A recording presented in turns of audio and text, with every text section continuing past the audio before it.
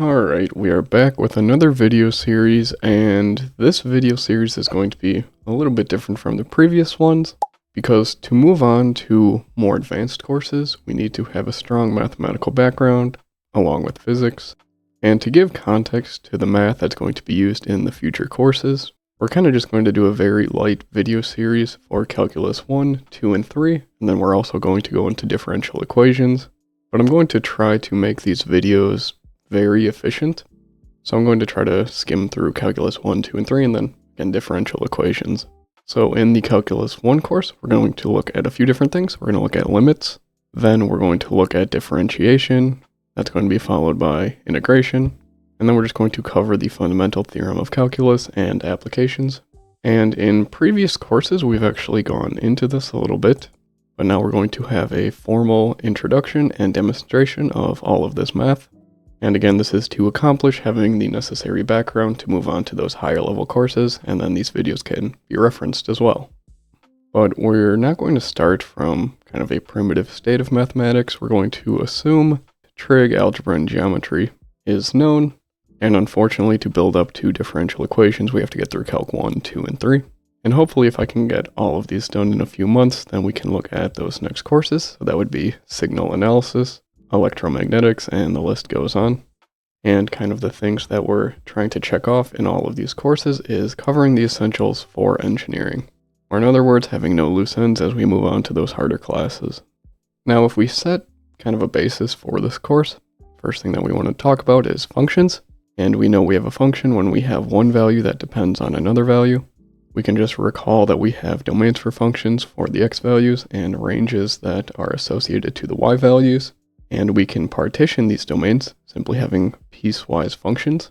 Now, a newer thing that you may not have been exposed to before is this composition function or composite functions. So don't be mistaken that this little open circle is multiplication. It is not.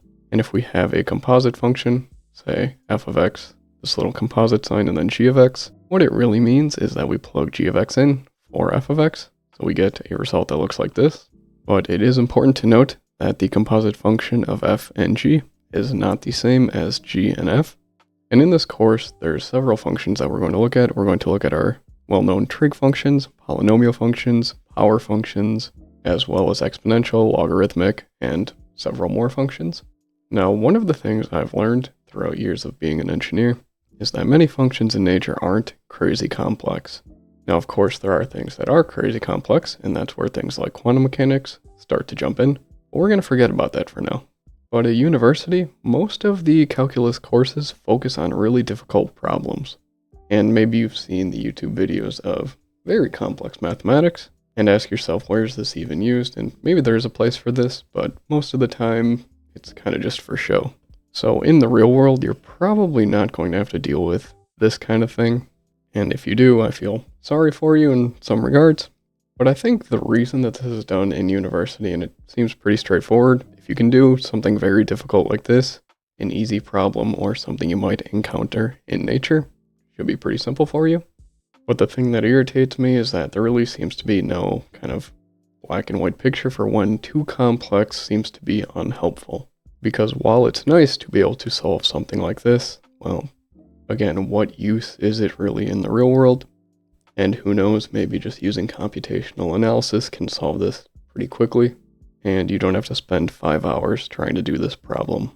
Now, if you rely on computational analysis for everything, you really have no mathematical compass to kind of estimate how things might work out.